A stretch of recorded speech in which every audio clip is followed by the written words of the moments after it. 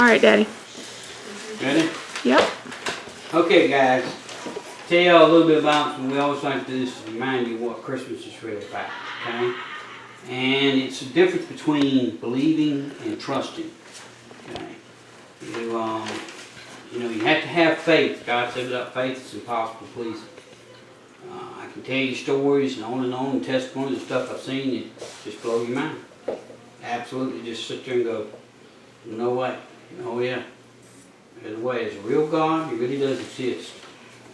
Now, because believe the story, you just imagine Joseph coming home and Mary telling him, look, angel of the Lord came to me, put a child inside me, it's going to be the Savior, I'm pregnant, and that's my story, and I'm sticking to it, you know. I'm sure Joseph would be like, what?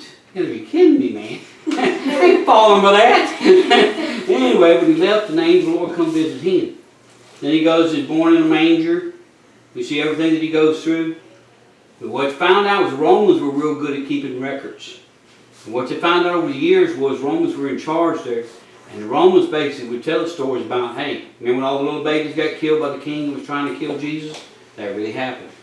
About the birth of the manger, it really happened, you know. It's things that cause faith to believe in God more than anything else you got. When Peter woke up in the boat, he said the winds were blowing and the boat was moving back and forth. And he looked out on the water and he said he seen Jesus walking on the water. And he said to him, he said, Lord, if that's you, beckon that I come to you that I can walk on the water too. He said, come. He stepped out of the boat. He started walking on the water. But you know, Peter couldn't swim. So he had to trust in God that he could do it. But as he got further on out there, maybe, I don't know, maybe a shark came along, maybe something he seen, maybe the wind blew him hard, but all of a sudden he said, hey, I can't walk on water, I can't even swim. And he began to drown. And Jesus picked him up and said, ye with such little faith, for you don't know that if you could pray to this mountain and say, mountain be removed, and not doubt it in your heart, that mountain be removed from your life. The reason I bring this up is because we all go through problems and struggles in life, okay? And we just share them with best friend, boyfriend, girlfriend, out of friends, psychic hotline, but we ain't never had picked up our prayers and got on our knees and asked God. He's the last person we went to. He's the one that can make a mountain move. But he's the last one that you talk to if you talk to him at all about your problems. I know because I've been right where you've been.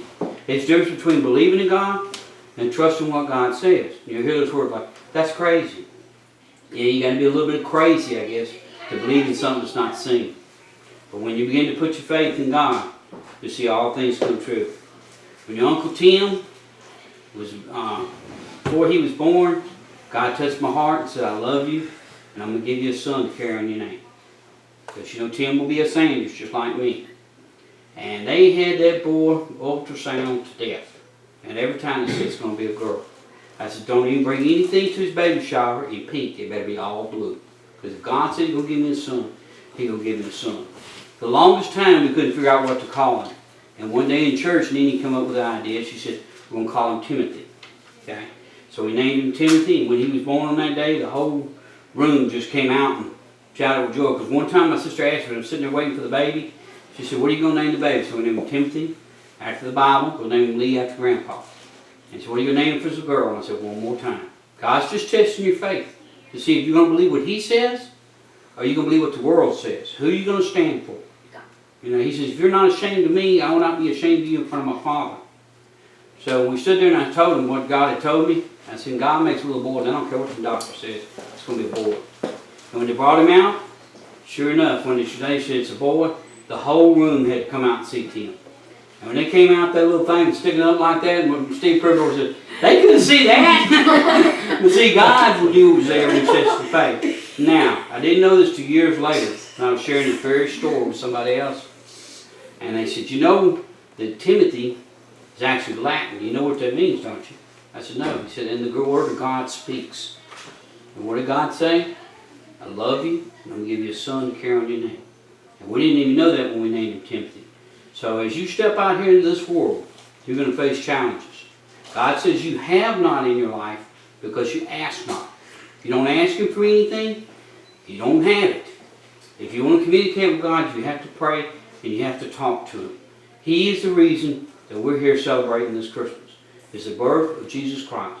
Because He brought all of us together, brought all of our family together, brought us one as a family. And it's His love and His blessings that have put all of us together. It's because of love that you're here now. God's love for two people's love for each other. And that's the reason why you got here. Now, you'll have children of your own, and someday you got to make a stand. It is your parents, it is your right to do whatever you want to. But I promise you, you better leave psychic hotline, your best friends alone. You need to start asking God about your problems. Quit going to the world when you can go to the man who says, I can make a mountain move in your life. Just like with Tina. Every time it's going to be a girl, it's going to be a girl, it's going to be a girl, it's going to be a girl, it's going to be a girl. Every time. And God said, if you'll stand by me in the Word, I'm going to give you what I promised you. He did that with Isaac, Abraham. He gave his son Isaac when he was 100 years old. He said, take your son Isaac, his only son, and I want you to take a knife and sacrifice him to the Lord. And Isaac said, no, Lord, I don't know what's going on, but I trust in you. So I'm going to do it. And he says, he started to come down with a knife. God said, stop. He said, because I want to see how good your faith was, and because you would not hold your son from me, I will not hold my son from you. That's the reason why when the sacrifice, Jesus had to go through what He did. Not because He had to go through it, but to prove to the world how much He loves you. Loves you and He cares for you. Now, I don't know where you're at in your life, I don't know where you're going, but I'll tell you something. You need to start talking more with God. Now, what's the reason for the season? Jesus. What is the reason for the season? Come on, Jesus. All right. Now, keep your heart right with the Lord. Stay strong. All right, let's go out by the deck. Let's do this little singing thing they got for us, okay?